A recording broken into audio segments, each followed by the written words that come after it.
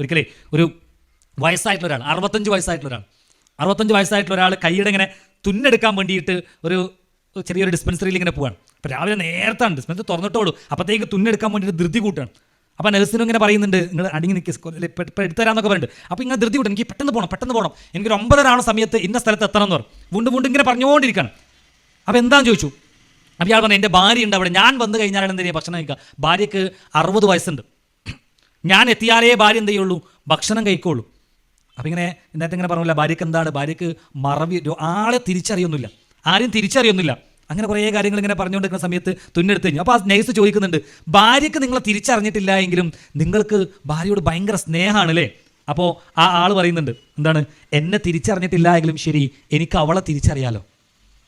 എന്നെ അവൾക്ക് തിരിച്ചറിഞ്ഞിട്ടില്ല എങ്കിലും ശരി, എനിക്ക് അവൾ ആരാണെന്ന് തിരിച്ചറിയാലോ. ഇത് ഭയങ്കര ബന്ധമാണ്. ഇത് വേണം അല്ലേ? ഒരു വീട്ടിൽ മുടി ഇങ്ങനെ ചോറിൽ മുടിയിട്ട് എന്താ സംഭവിക്കുക? പിയാപ്പിളമാർക്ക് നല്ലതുണ്ടാവും, നല്ല രീതി ഉണ്ടാവും അല്ലേ? ചോറിന് മുടിയിട്ടാൽ എൻ്റെ എല്ലിപ്പൊക്കെ ഭയങ്കര ചൂടനെ മുടിയിട്ടല്ലേ, എന്താ ചെയ്യുക?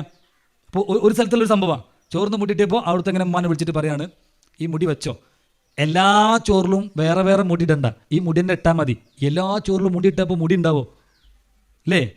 നോക്ക് നിങ്ങൾ, അത്രയും ദേഷ്യം പിടിക്കുന്ന ഒരു സംഗതിനെ വളരെ തമാശകരമായിട്ട് എന്ത് ചെയ്യാണ് ആ കുടുംബത്തിൽ ഭയങ്കര രസം ഉണ്ടാവില്ലേ? നേരത്തെ പറഞ്ഞ പോലെ ആ ഒരു സ്നേഹം എന്ന് പറയുന്ന ഒരു സംഗതി ഫീൽ ചെയ്യൂലേ?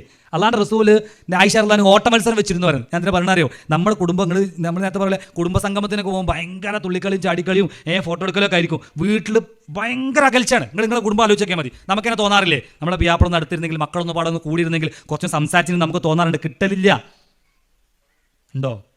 ഇല്ല, പല വീടുകളിലും ഇന്ന് കിട്ടുന്നില്ല. വലിയ വീടൊക്കെ ആയിരിക്കും, പുറമെ കാണുന്നവർക്ക് തോന്നുന്നു ഭയങ്കര സമാധാനിക്കും. ഇന്ന് പല വീടുകളിൽ ഇതാണ് അവസ്ഥ ഉള്ളത്.